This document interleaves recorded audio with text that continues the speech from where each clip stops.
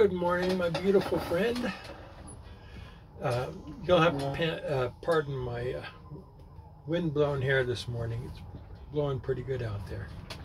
Today we are reading from Gold Fever, The Art of Panning and Sluicing by Lois de Lorenzo.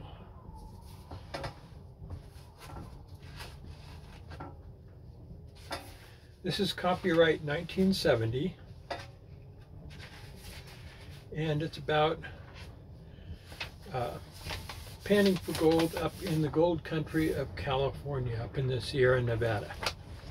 And here's the foreword. Gold fever is a disease that has excited man's imagination since the dawn of time. Gold fever is a state of mind, a happy mixture of matter and idea. Gold fever lasts indefinitely, and its victims are never completely cured. Gold fever is contracted the moment you find your first fleck and will awaken in you something that cannot be explained. Gold fever is a sensation that is pure and honest because you know you earned your reward by hard work.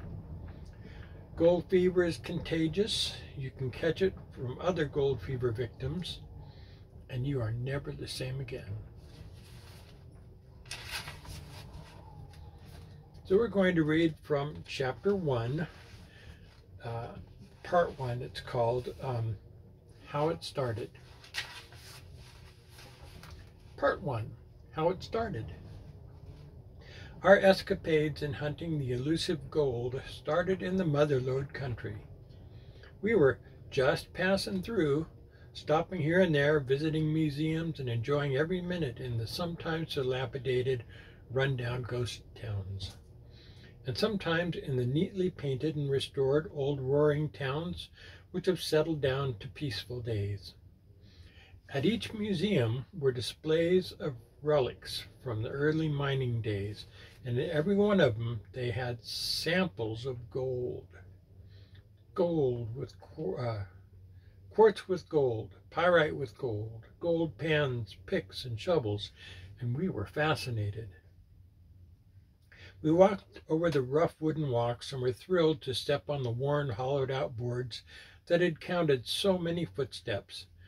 We saw hydraulic mining equipment retired to adorn the landscape of motels, and the lacy gingerbread gracing the porches and roof lines of old homes.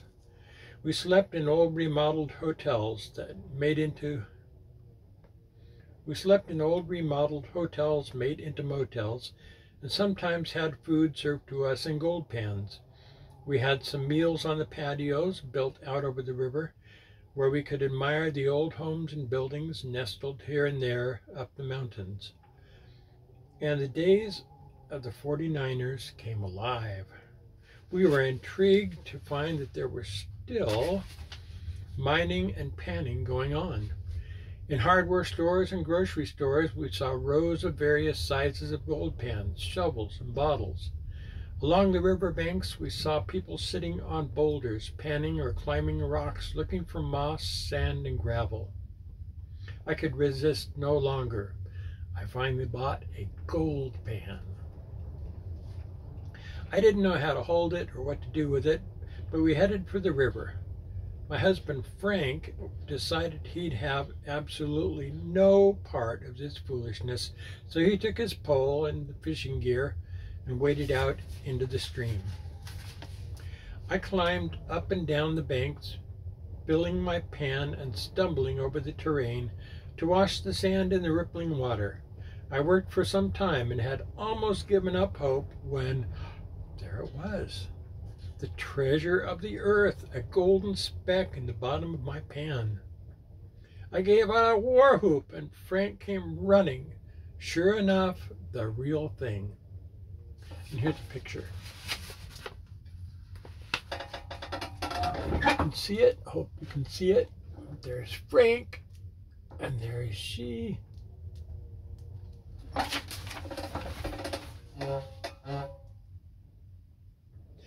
Well, the specks were pretty small, and Frank took one look but decided he would have a better chance with the trout, so he went back to the river.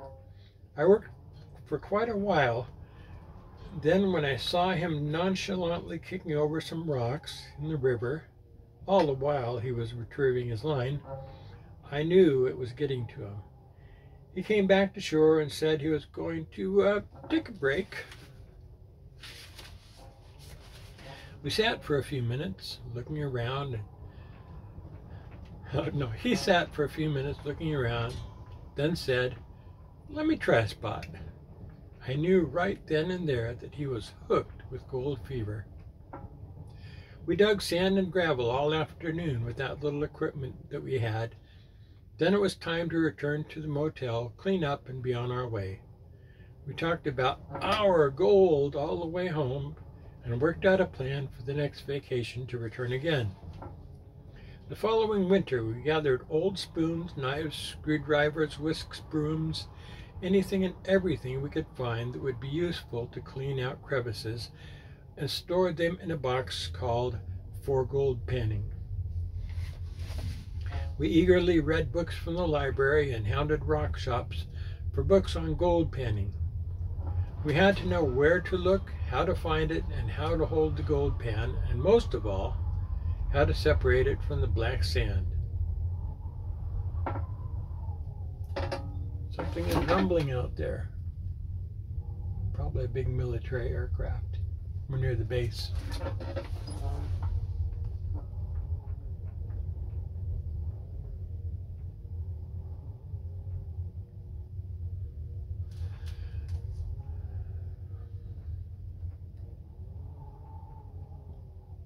We never did find just what we were looking for, but our search led us into many fields.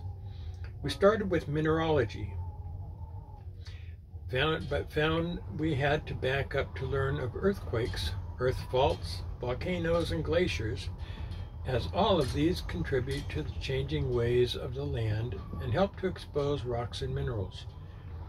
We placed a new value on what we were learning, and geology also.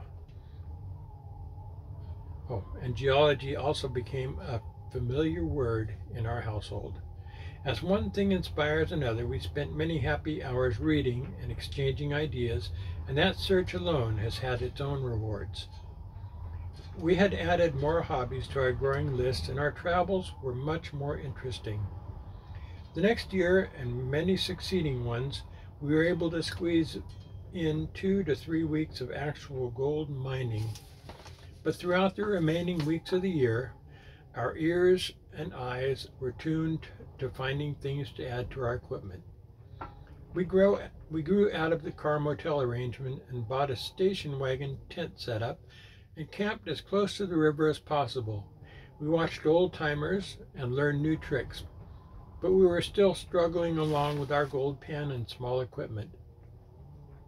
As our zest grew, our weekends and vacations were slowed down with packing and unpacking, so we sold the station wagon and moved up to a camper pickup.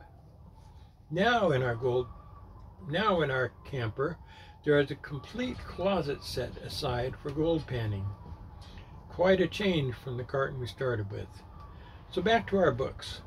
But in vain, we couldn't find a pattern, so we borrowed ideas from early miners and people in camp. We tried this and that, planned, designed, tried it out, redesigned, discarded this idea and that. Then finally, the gremlins were worked out, and you will find the pattern later in this book. It is lightweight, convenient, and a pleasure to use. We've panned for gold in the deserts, mountains, and at the seashore. We haven't always been successful, but the anticipation and the chance that we may keeps us going. As we walk along the desert pavement, we watch for black gold covered with desert varnish, hoping to find old Peg-Leg Pete's treasure mine, and hope to be surprised one day to find a nugget as large as those displayed in the museums. On weekends, when there is no running stream nearby, we take extra water with us and pan over a wash tub in the desert. We are always on the lookout for dry gulches where flash floods could have deposited the shining gold.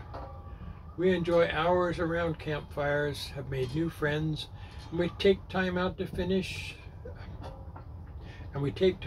fish, swim, hike, and enjoy every minute in our wonderful California gold country.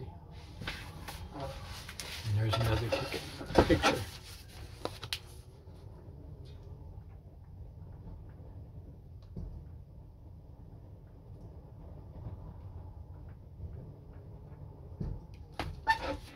So that was it, gold fever. I've squirreled a pan here or there, but I've never had any luck at it. Of course, I haven't really done any studying, except a little bit on the technique itself. But I'm happy finding pretty rocks. And anyway, I wish you a happy day today, and talk to you again absolutely as soon as possible. Bye.